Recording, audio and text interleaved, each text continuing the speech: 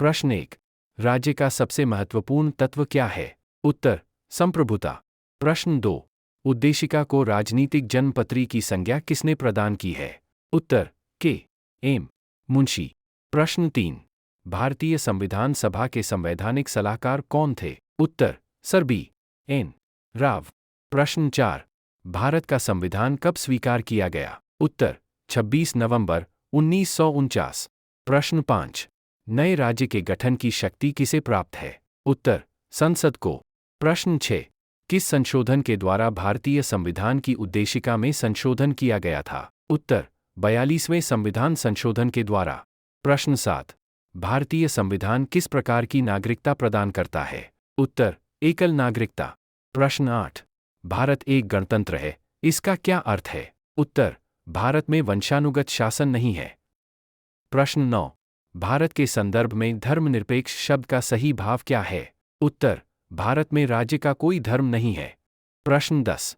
उद्देशिका में सम्मिलित सामाजिक, आर्थिक व राजनीतिक न्याय के तत्व किससे संबंधित है? उत्तर, 1917 की रूसी क्रांति से।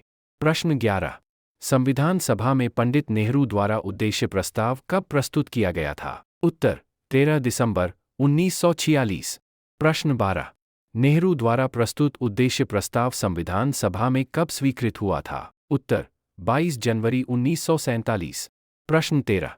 भारतीय संविधान में एकल नागरिकता का प्रावधान किस देश से लिया गया है? उत्तर, ब्रिटेन। प्रश्न 14। लक्ष्मीमल सिंघवी समिति किससे संबंधित है? उत्तर, दोहरी नागरिकता से। प्रश्न 15।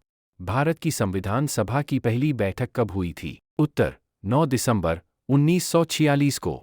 प्रश्न 16। भारत का संविधान परिसंघीय है, यह किससे निर्धारित होता है? उत्तर, केंद्र और राज्यों के मध्य शक्तियों के वितरण से। प्रश्न 17। सर्वप्रथम कांग्रेस के किस अधिवेशन में जनगणमन गाया गया था? उत्तर, कलकत्ता अधिवेशन, वर्ष 1911।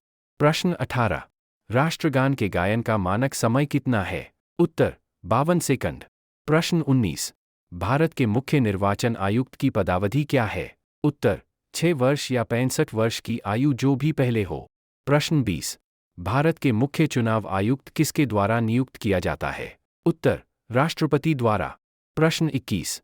राज्य मानवाधिकार आयोग का अध्यक्ष कौन होता है? उत्तर, उच्च न्यायालय का सेवानिवृत्त मुख्य न्यायाधीश।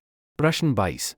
संविधान संशोधन का प्रावधान किस अनुच्छेद के अंतर्गत किया गया है? उत्तर, अनुच्छेद 368।